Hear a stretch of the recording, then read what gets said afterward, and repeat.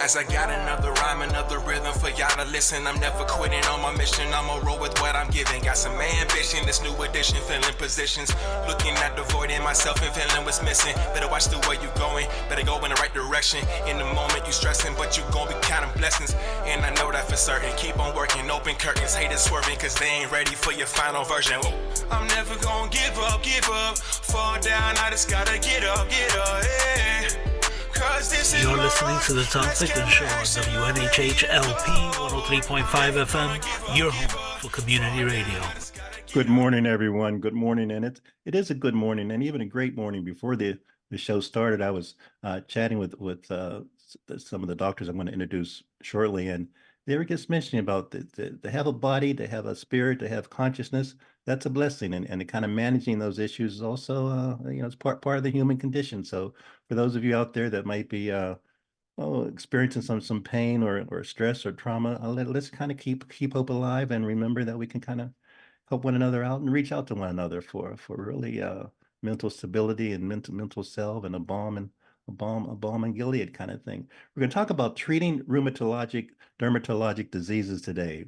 Rheumatologic, dermatologic diseases and systemic lupus, erythematosus, or whatever that means. Systemic lupus erythematosus. And we'll have people erythematosus. There you go. I'll have you pronounce it. And but it is a disease, and it's a multi-system disease that for better or for worse, and hopefully it'll be for better moving forward. And the show is designed to kind of eliminate some of those deleterious efforts that are kicking in. But this disease disproportionately affects individuals with skin of color, particularly women. And the prevalence of this systemic lupus, people have probably heard the term lupus, Lupus, in African-American women is estimated to be twice the prevalence of systemic lupus in white women. And minority lupus patients tend to have even worse disease and a more negative prognosis. So patients with this with lupus can solely have skin and hair manifestations, or it can also even manifest systemic disease. So I have two doctors on with us today, and Dr. Reverend Leroy Perry, but Sarika Ramachandran. She'll help me with her last name again. Ramachandran, thank you so much. And Dr. Komporis.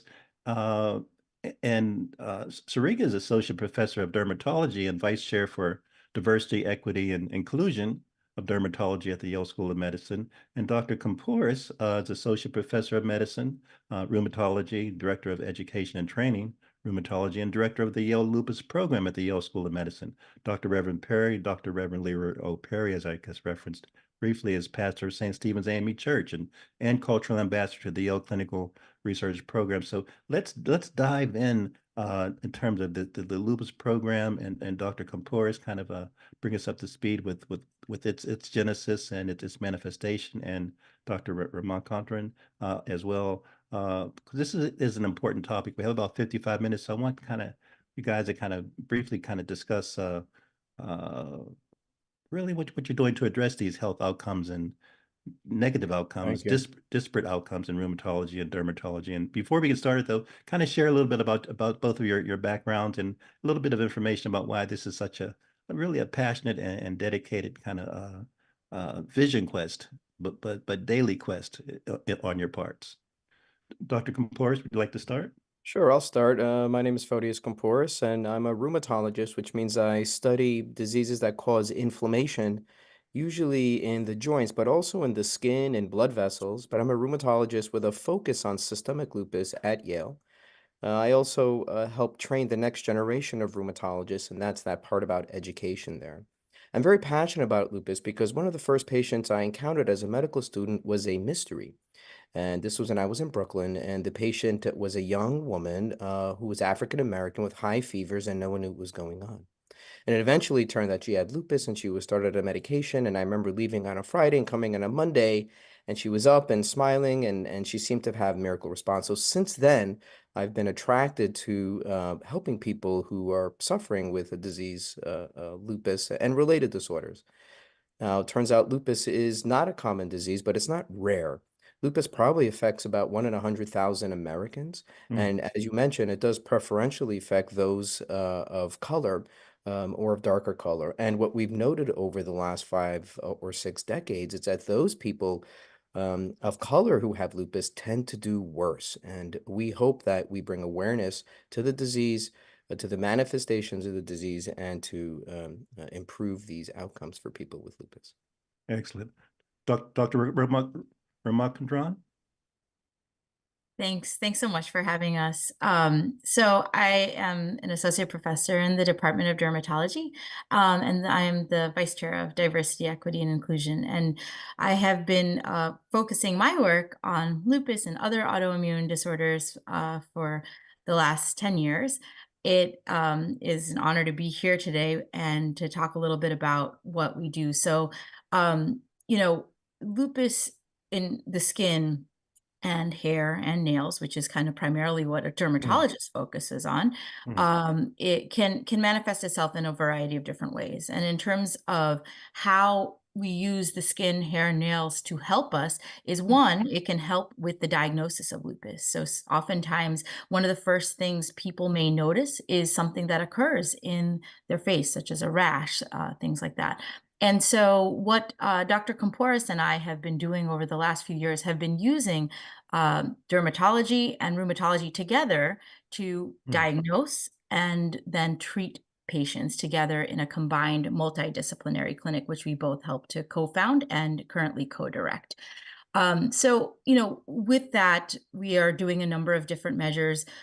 We are certainly helping to diagnose undiagnosed disease, but also helping to treat difficult to treat disease. So, Mm. disease, lupus, and other autoimmune diseases that may not be responsive to some of the first line therapies.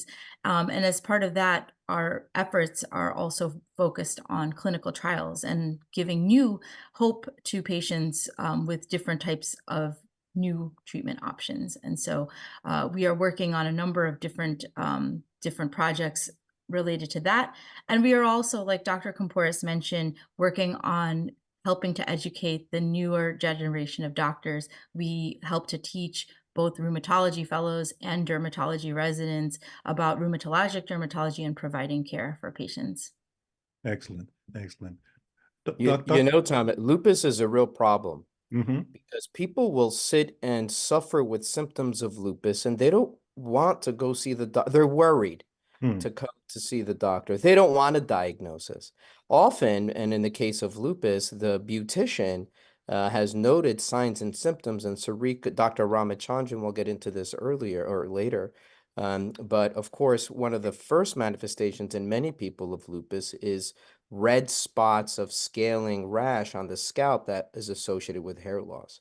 But we want to let people know it's important to come soon to the doctor if there are signs and symptoms of lupus, which is one of these rheumatologic, dermatologic disease that affects skin and joints, so that we can intervene early to improve outcomes. Because the more you wait, the worse the outcome could be, particularly in systemic lupus.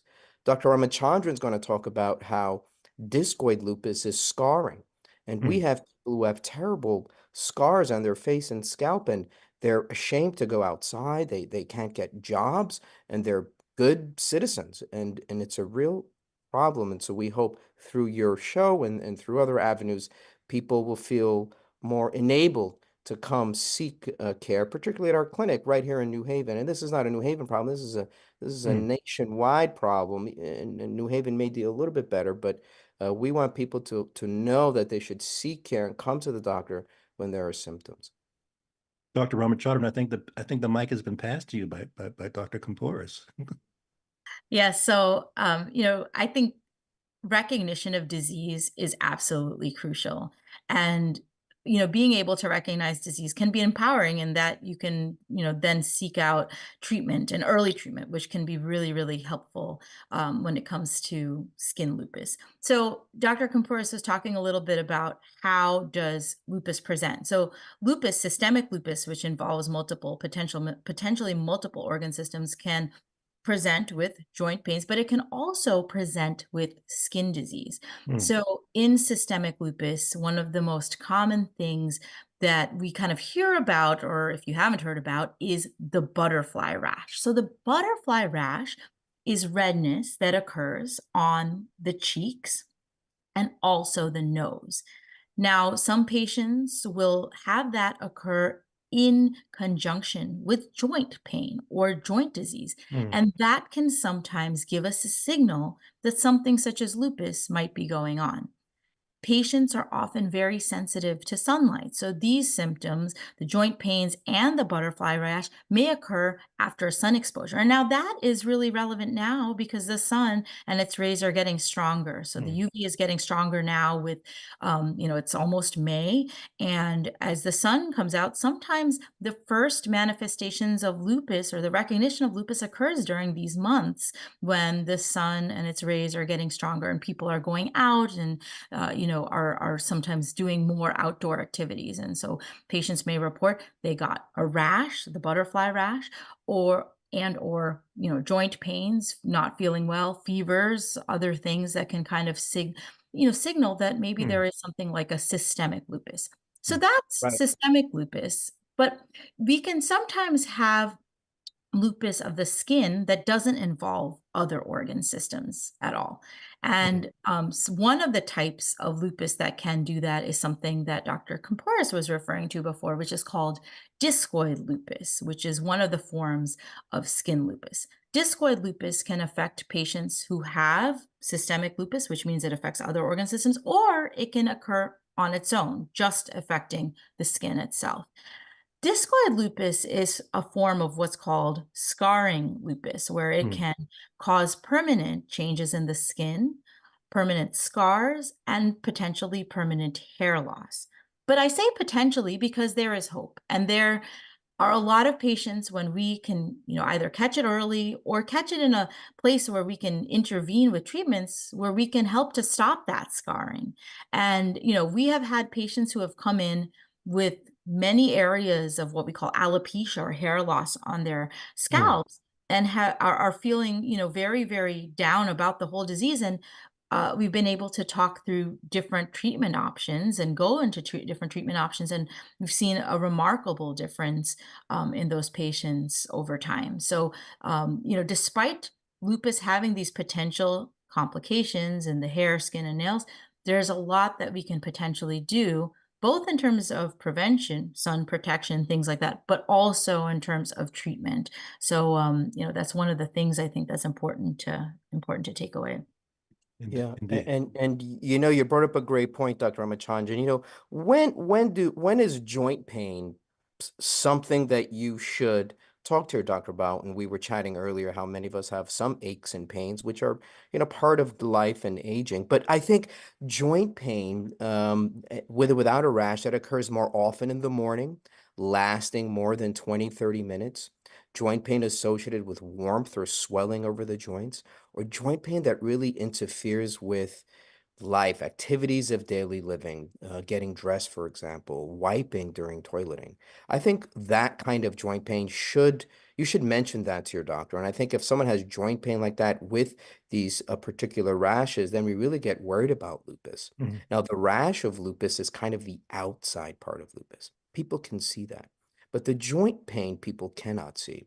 And other kinds of inflammatory manifestations of lupus they cannot see. And so lupus in particular patients who may or may not have a rash, have this plight of significant symptoms of disease that often are not external. I would also add that the rashes of lupus can look different. They can look different from person to person. They can look different in different skin tones. And so if there is any question or if, there is a change in the skin that's associated with a joint manifestation, or there's just a question, I would encourage patients to please go seek the care of your primary care or any other, healthcare individual you feel comfortable speaking with. And that brings us to an important point is that, the butterfly rash may look different from person to person. So Mm. you may Mm. see it manifesting in lighter skin tones as bright red, But in our darker skin tones, we can also see a violaceous or a purplish hue. Sometimes it can just look like hyperpigmentation or darkening brown. So it's important to think of these rashes as on a spectrum and as appearing different from individual to individual. Reverend Perry, let me bring you in because again, my mind was going to the certainly we want to talk about the clinical trials and how folks can kind of support your clinic and the genetic issues, et cetera, and why people of color. But Reverend Perry, I'm curious what's on your mind at this moment. I'm just elated that we're having the conversation, and there are so many questions. Like I've asked some of my parishioners and who've gave me a list to ask you guys. Like number one, what should they use in the summer to protect their skin? Whether or not junior rheumatoid arthritis had any links to lupus. And then the comorbidity, there are some of my members have not only lupus, but sarcoidosis and fibromyalgia. Are they somehow, I know they're autoimmune, but are they related in a way that you could almost predict that if we get one, you'll get the other, or that they just live like in the same system? I would thank you for that, Dr. Perry, and I'm sure you've dealt with a lot of the inflammatory disease. Particularly lupus, of course, affects young females, particularly those of childbearing age, and is a significant cause of child loss or a complication in childbirth. And often we turn to our reverends and community leaders when those tragedies happen. I would say, there is a gamut of inflammatory diseases. And they are very different in the types of cells that are involved, but many of them do share some genetic commonalities, so that there are some changes in some of the genes that are helping to regulate some of the inflammatory proteins. And some of those changes can be carried down across generations, and as they're carried down, they change further. And so a juvenile rheumatoid arthritis, for example, or juvenile idiopathic arthritis in one family member might be related to a systemic lupus in another. Sarcoid is slightly different, and sarcoid has a very strong environmental risk that we're still not clear on. I thank you for your question. And with regards to, protection and sun protection, I think it's an excellent question. So everyone should use some form of sun protection in the summer, whether there is lupus or not, and regardless of skin tone, because all of us are potentially prone to sun damage and effects of the UV. For our patients who suffer with lupus, this is especially important because lupus flares can be triggered by getting UV exposure. And so it's very important that our patients who are suffering with lupus are using sun protection. So what does that mean? What is sun protection? So sun protection can entail a number of different things. We traditionally think about sunscreen as one of the main things that we use when, we think of it kind of associated with summer, summer and outdoor activities. But it's important to note that the UV is present throughout the year. It's present even on cloudy days, and it can affect all of us. And so when we're thinking about what type of a sunscreen to use, there are a few things on the bottles of sunscreen that can help us make a decision as to whether it would be a sunscreen that could be helpful in protecting us. So one is the SPF. So you want to use an SPF that is at least 30 or higher. It should also say broad spectrum. Broad spectrum will tell you that it gives you protection both from UVA, so ultraviolet A, and ultraviolet B. And then there's another piece on there that's important, especially as we're heading into the summer months. And it will tell you whether or not it provides protection and water resistant situations. So this is like going into, say, the swimming pool or like a very sweaty day. And usually it'll tell you the timing for that. So in general, when you are going outside, especially in the summer, but throughout the year, if you're spending the day outside, your sunscreen is good for about 2 hours. And after the 2 hours, it's really important to reapply. So reapplying every 2 hours. Then the other important piece is this water resistance. Now, if you're getting into a situation where you're either getting sweaty or going into the pool and things are getting wet, then it's important to look at that number because it will say it's either water resistant for 40 minutes or 80 minutes. And that means the reapplication time has to be more frequent. So that's for sunscreens. And that, when they're talking about what type of protection it offers for the full body, they're assuming that you're using a golf ball size amount for the whole body, which people sometimes don't use quite that much. Another way people have described it is using one of those shot glasses, enough to fill a shot glass. So, one of those two, like either a golf ball, that's roughly how much you need to kind of cover the whole body with sunscreen. It's especially important to make sure that you're getting it on the face, the neck, the chest, the hands and arms that are usually exposed throughout the year, but in the summertime, any of the other areas that are exposed. So that's Let me ask sunscreen. you a question. Let me ask you a question. Black people normally, when I was growing up, didn't wear sunscreen. They said the melanin in our skin protected us from the rays of the sun. And I don't know if that was ever true, or whether or not the science was not at the level where we would be able to discover that like 20 or 30 years ago. So so you're saying that sunscreen protection is for everyone, and that it might help to prevent lupus, skin lupus, or is that what you're saying? So sun protection is for everyone. It's important for everybody to be protected from the sun. Anyone can be potentially prone to damage from the sun, which includes skin cancers, things like that. And while, darker skin types do have some amount of protection, it's still very important because anyone can be prone to skin cancers. With regards to lupus specifically, the UV rays can trigger a flare of lupus. So even as far out as 3 weeks after the original UV exposure, patients can manifest with signs and symptoms of lupus. Now, this is in patients who may have an underlying predisposition to lupus, or a sun exposure may help to uncover the lupus. So patients who potentially are prone to lupus who get a sun exposure, that can potentially uncover sometimes the first signs and symptoms of lupus. And so it's very important, especially as we head into the summer months, to make sure that we're using sun protection for all of us. Just one more question. If my child complained or had signs, normally what people of color or disenfranchised or disinherited people do, they go either to urgent care or to a primary doctor. Would that doctor direct them to a specialist, or would they just simply say, let's just wait and see what happens? I know that's a crazy question, but I mean, no, it's a good question, and I think it depends on the context. I think if it's symptoms that have been present for a while, I think most urgent care doctors or primary doctors would refer, and actually we're part of an education campaign to increase awareness of these kinds of diseases, to start the workup, get the right blood tests. In fact, we have these rapid triage clinics because we realize it's a vulnerable population, young patients with a difficult to diagnose disease that potentially can have bad outcomes. I want to just make a comment. So patients with lupus and other rheumatologic, dermatologic diseases that are connective tissue diseases are sensitive to the sun.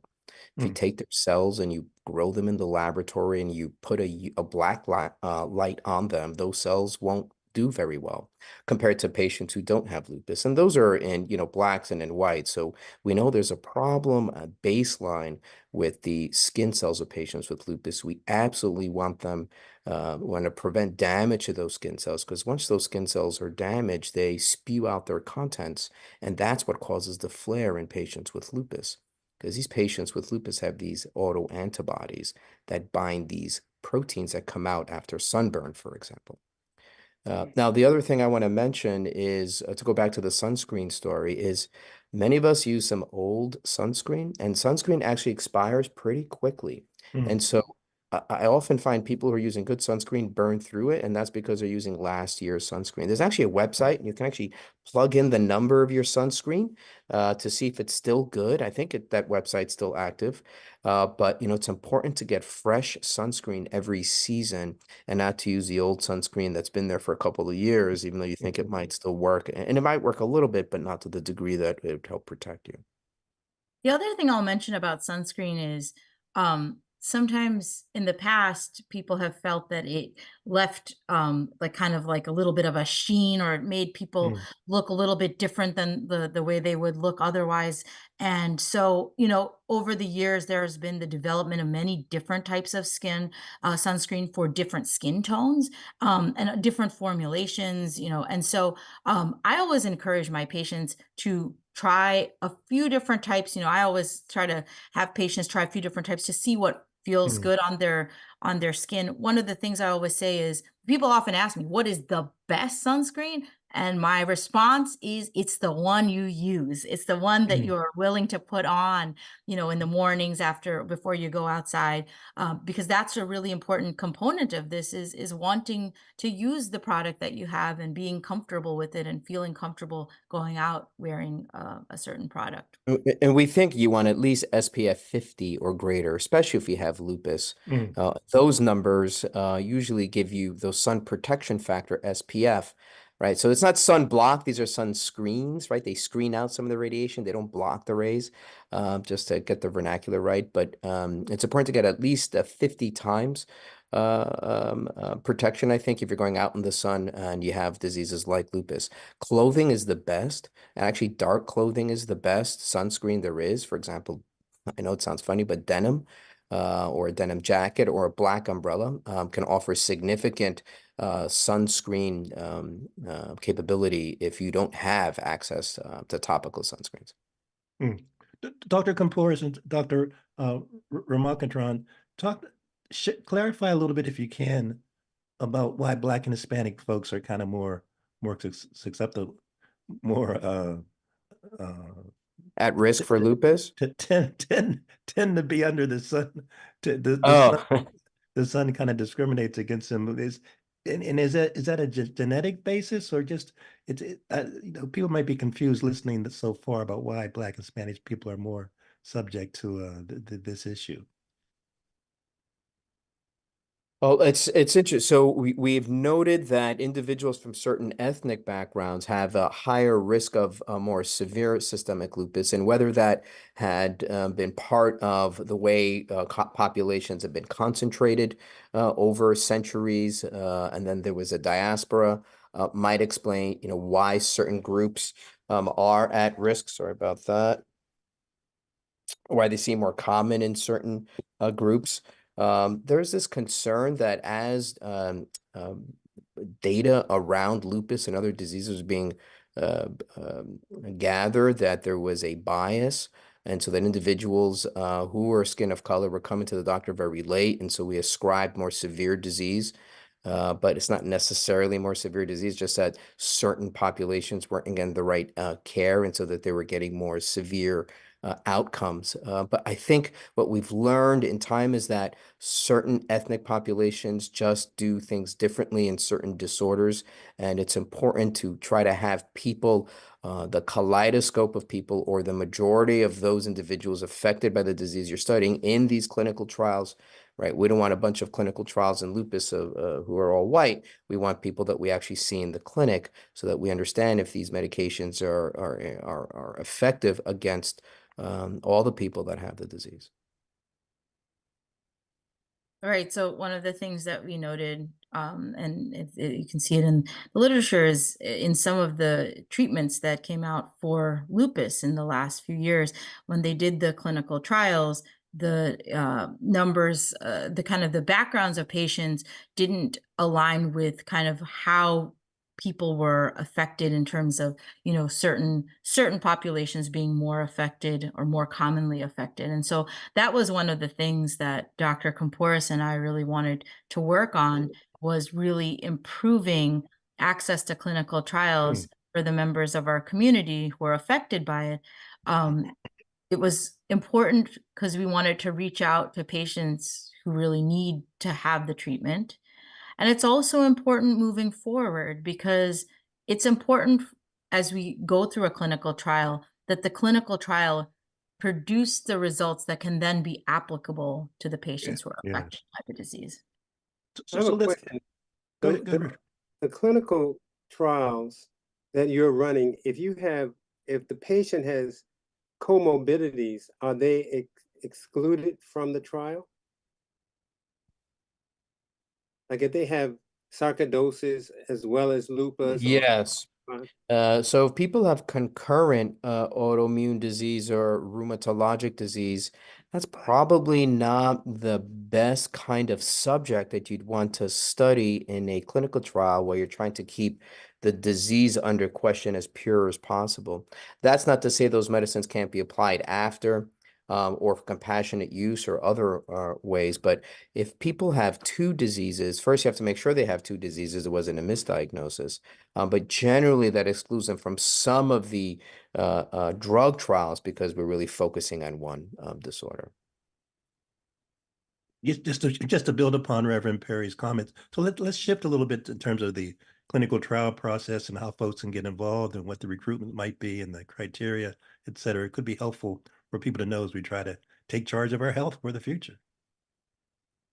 Yes, absolutely. One of the ways that we can discover new medications or even new ways that diseases are expressing themselves are through clinical trials and clinical research. Clinical trials, trials is a bad word. It's like it's like we're trying things. We are trying things, but it's more of a clinical study, right? Maybe would be better because already if we're trying a medicine in people who have the disease, it's already past certain safety milestones so that we know that the drugs are already important for the disorder. They've already been tested in non-human primates usually or other research systems. And already the medicines have been tested in human volunteers who are healthy to see how the drugs are eliminated. And so by the time they come to what we call a phase 2A trial, where we have the medicine, we want to see if it really improves people with lupus, already we have some good understanding on the safety profile and some of the what we call pharmacokinetics, how the body handles the drug. So people who have a variety of symptoms of SLE, can consider different clinical trials that are helping those symptoms, such as drugs. But we also have clinical research that are looking at antioxidants in lupus. We're looking at memory in lupus. And each of those have different criteria of who can come in and who can't come in, because again, we're trying to study a finite population so we get the best data.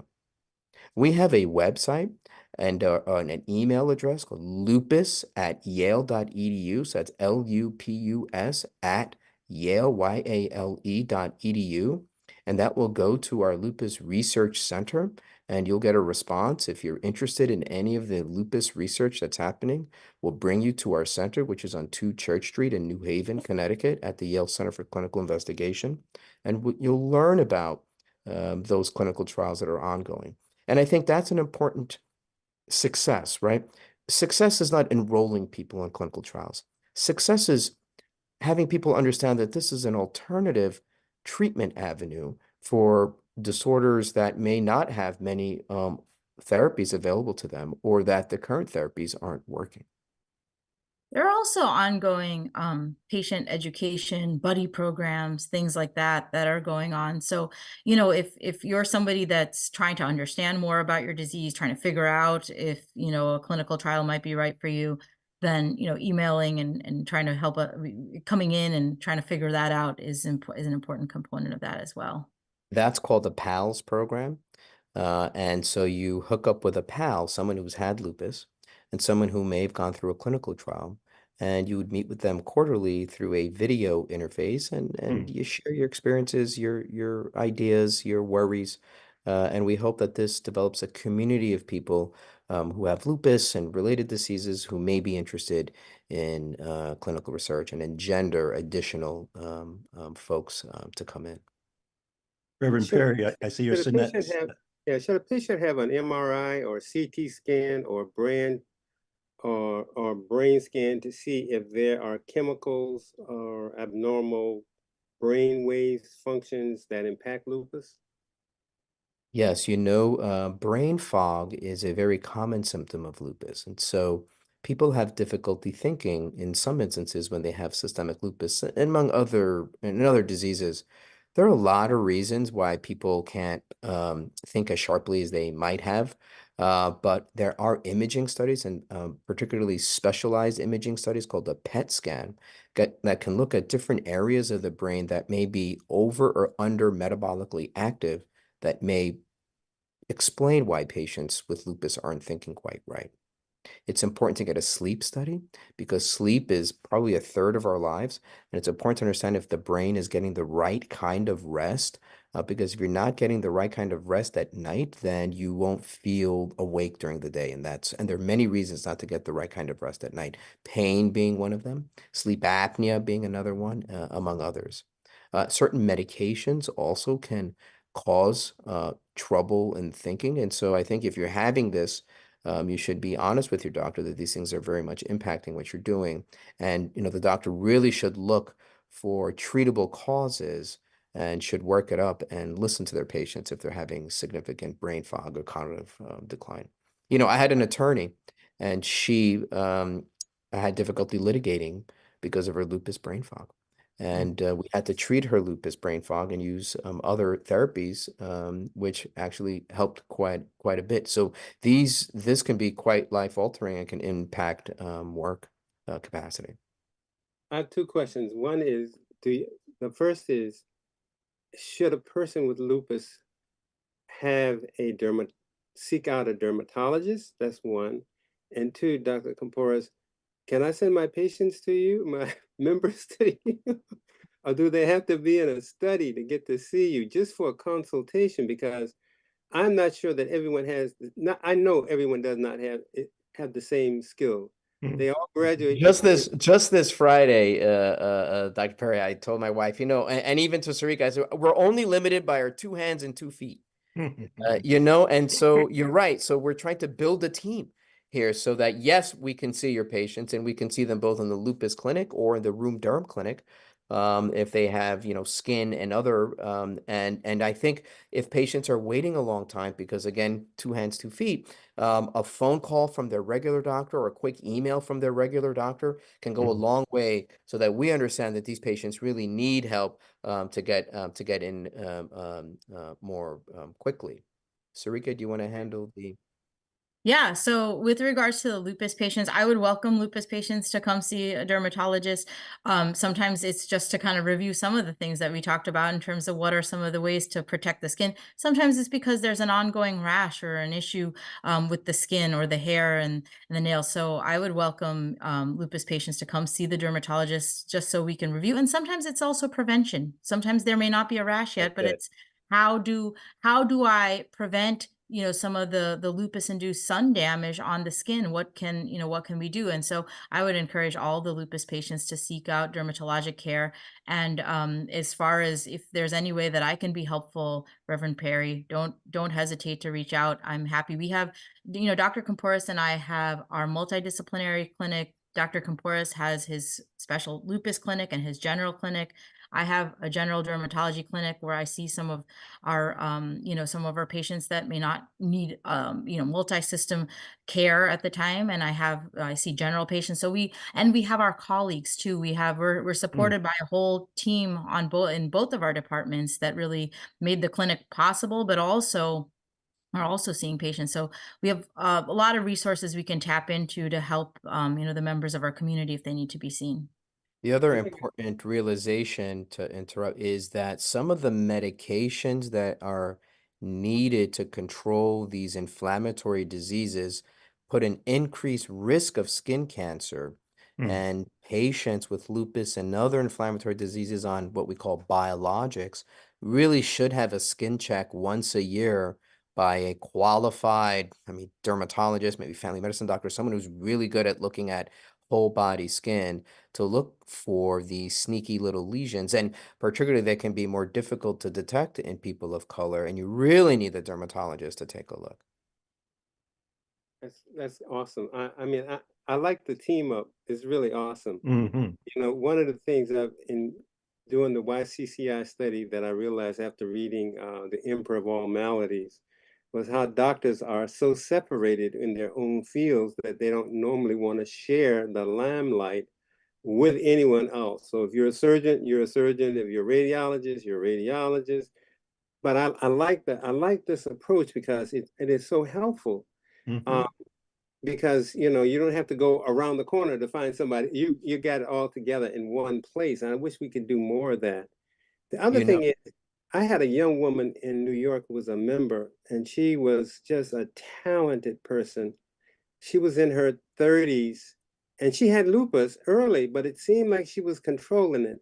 I'm not sure how she was controlling it emotionally, and I'm not sure how lupus affects other parts of the body, Mm. organs in the body that may have caused her pain or discomfort.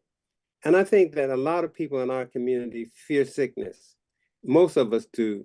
And even talking about it, or even taking the first step to do something about it, is sometimes uh, hard to get them to see the importance. So this show is one of the reasons we wanted to do the show, is because we wanted to highlight this.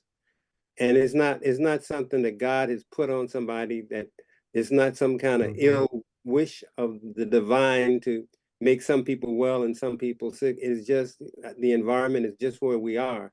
But I think just having the light, the shine to say people are out here to help, that's so important. And that there are places that you can go to get this help and this support. And most of our problems in the community is whether or not we have a primary care doctor to recommend us, whether or not we have the monies or the funds to even pay for the medicine, much less pay for the advice to get the medicine or the treatment. So there are a lot of hurdles here, other than just the research. There are a lot of hurdles that we must overcome in getting our community up and running of how they can take part in their health. you're absolutely right, Reverend. You know, the move to collaborative care and these collaborative clinics and centers of excellence really started to occur about 20 years ago, and still hospital systems are very slow to pick up on this. Research centers are more likely to be supported independently, but Dr. Ramachandran and I are independently supporting the combination clinic here. And I will say that we have grant funding through a variety of sources to very much meet the needs, as you had so eloquently had placed or had said. We also met, it's important to meet with your other leaders. And we met with government leaders. For example, Rosa DeLauro was key in her position as the appropriation chair to help bring awareness to these diseases and lupus. And we're very proud to see that the Department of Defense had increased this year to support research for lupus and related diseases. So again, it was the Yale effort, and these kinds of grassroots activities that really can make a difference for America and for people in the U.S. Who have lupus. We have about Yeah. 10 minutes. We have about 10 minutes. Let's kind of focus on things that might be kind of dwelling in your mind. I think, One last point, if I could say, please, Dr. Ramachandran, is that some people come to our clinical trials because they don't have health insurance. And one of the bonuses of the clinical trials is that they actually can get baseline medications for lupus, like mycophenolate and something called hydroxychloroquine or Plaquenil.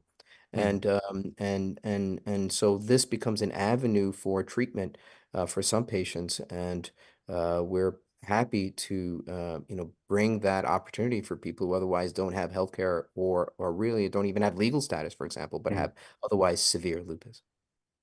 Yeah, I think, this highlights a really, really important point. Reverend Perry, I'm glad that you brought this up, and I'm glad that you highlighted, Dr. Comporis, some of the things. We know in dermatology that it is difficult sometimes to get access to be able to see dermatology or other specialists. We're working on trying to bring access greater across our region. There's different ways that we're working on that. Along with that, even skincare products, sunscreens, getting access to these things are, I work with our medical school students at Yale, and we started a program to create skincare kits, and we're distributing them to the underhoused and the homeless population here in New Haven. And so this is a program we just started over the last year or so to try to bring some form of, skin care products to those who really may need it. Another effort that we're working on is actually bringing, dermatology care to the Haven Free Clinic, and so we've started by a skin cancer screening, and we're actually doing a skin cancer screening in June, and so and the hope is that we can expand that as well to provide even more dermatologic care. And so these are efforts both Dr. Comporis and I hope that we can expand because, like you said, sometimes some of the most basic things are difficult to get, and then getting to a clinic or getting to subspecialty care is even harder. So it's an important part of how we think about these diseases and how we think about our patients, and I think it is absolutely something that Dr. Comporis and I want to continue focusing on. Let me just say this. One of the things, I'm glad you brought that up about your outreach. In June, we have every year, the YCCIL Center for Clinical Investigation has a summer outdoor health fair. Last year, we had like 23 research and healthcare professionals from Yale that appeared in the park. This year, we're going to be at the Gulf Street Park. And it would be awesome if you could be there. And, one of the things we were trying to say to the medical and the research people was, you can stay in your buildings, but if people don't see you and people don't know you, you got a building, but you're not going to have the people. If you're trying to reach the people, then maybe you ought to try to show up where the people are and, let them know that you're available. So I'm giving you an invitation right now to be a part of this, and Jackie and Sunday will contact you on it. Yeah. And I think this would just be awesome. I mean, you could bring those skincare kits. You could talk to people about how important it is because, sometimes when people hear it from different people, it resonates in different ways. If my mama said it, that's one thing.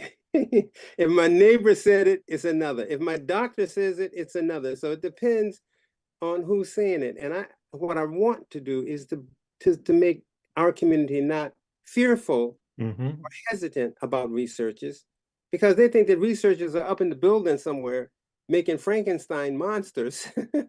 I'm saying let's get the researchers down where the people can see that they're flesh and blood and they're human, they talk, and they're really concerned about you and not concerned about money and product and pharma, but they're really concerned about the work that they're doing in terms of enhancing the goal of better health equity. And I will say that many of the researchers have noble motivations. They're either affected directly or their families are affected by these disorders. So I think when people realize that, then the way these researchers give back is to try to figure out how to unravel the disease. And so I think that's a very strong motivator, and people understand that. That's great. The other thing is we do have an event in New Haven, which is often overlooked for whatever reason for these events, and that's on May 18th at the Public Library, where we'll be working with the Lupus Foundation of America to have a community family event on empowering yourself and living with lupus and related diseases. And we're going to be talking about holistic approach to lupus. It's not much about clinical trials, but what are practical, healthy ways to live your life. And we hope to have a nutritionist there and among others. But that's May 18th, Saturday, starting at 10 a.m., Reverend. And Thank you. We'll post that. Please, we need that flyer. Definitely.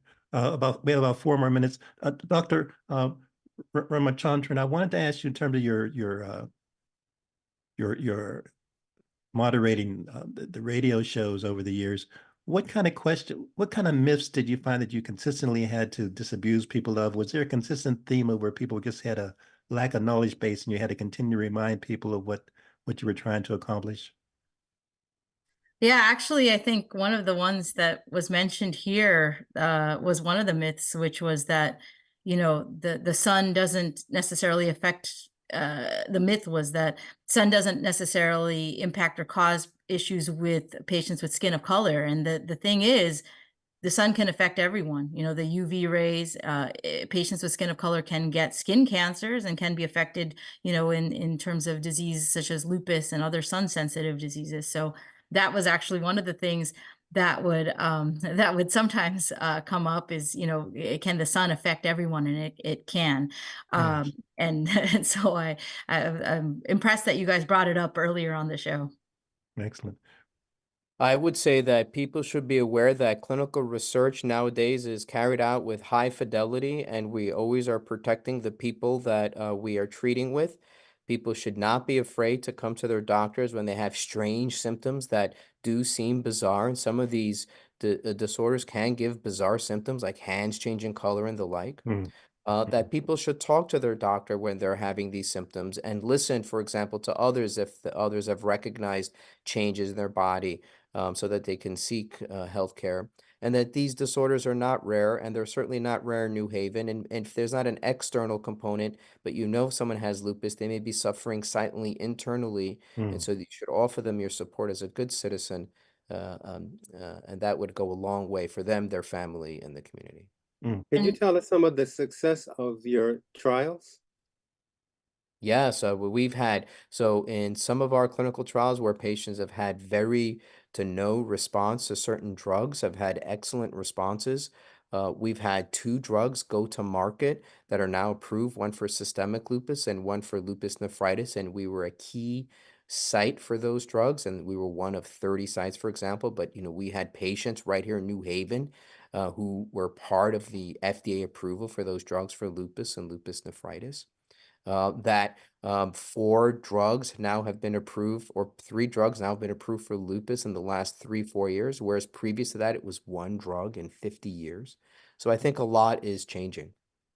And for us, in terms of skin lupus, now there are trials dedicated to helping patients that sometimes have only skin lupus, which in the past Mm. was very, very difficult to find. So, you know, just even having those trials available for patients who suffer with skin lupus only is one of the major milestones that has come across over the last few years. Has surgery been one of the things that you had to deal with regards to skin lupus? I'm just curious. You know, certain, and I'll let Dr. Armstrong finish up, but certain dermatologic surgeries are important to undo scars. And Mm. so sometimes people think nothing can be done, and they don't come to the doctor, but we're here to Mm. tell you that more can be done than you think. Is that right, Mm. Dr. Armstrong? Absolutely. We have a whole team of people who work with the lupus patients and some of our other autoimmune skin conditions. So there's a lot of efforts being put towards treating, but also treating some of these, you know, scarring, some of the dyspigmentation, some of the other things that, you know, are more long lasting effects. And there are a lot of ways that our colleagues, things that we think about and can treat with to help with those. Yes, you know, We have people, about 30 seconds, everybody. and I would say that people of color certainly can get laser therapies and the kinds of therapies that everyone else might be getting, if it's necessary, and they should not feel like that they don't have access to that. Definitely. Big time thanks to everyone. The May 18th event, definitely we're going to help to beat the drum on that. And as Reverend Perry's mentioned, hopefully to see you in June as well, or some of your colleagues. Thank you so much. Do you want to make one or two more sentences as we conclude, doctors? I was going to say I'm filled with hope for the future, and I encourage anybody that is suffering out there to please, you know, go to your primary care or your health provider and reach out. You know, if you have an interest in the lupus trials, we're here to help in any way that we can. Yeah, and I want to thank all my patients and people who've had lupus who've been part of our program. And together as a community, Yale and New Haven are leading the effort to improve the fidelity of clinical trials related to lupus and related diseases. So congratulations to you and thank you. Thank you, Awesome. everyone. Reverend Awesome. Perry, Thank thank you as well. Reverend Perry, we're not waiting. We're taking action. I listened to your sermon yesterday. That's kind of a sidebar. All right. Thank you, everyone. All right. Care.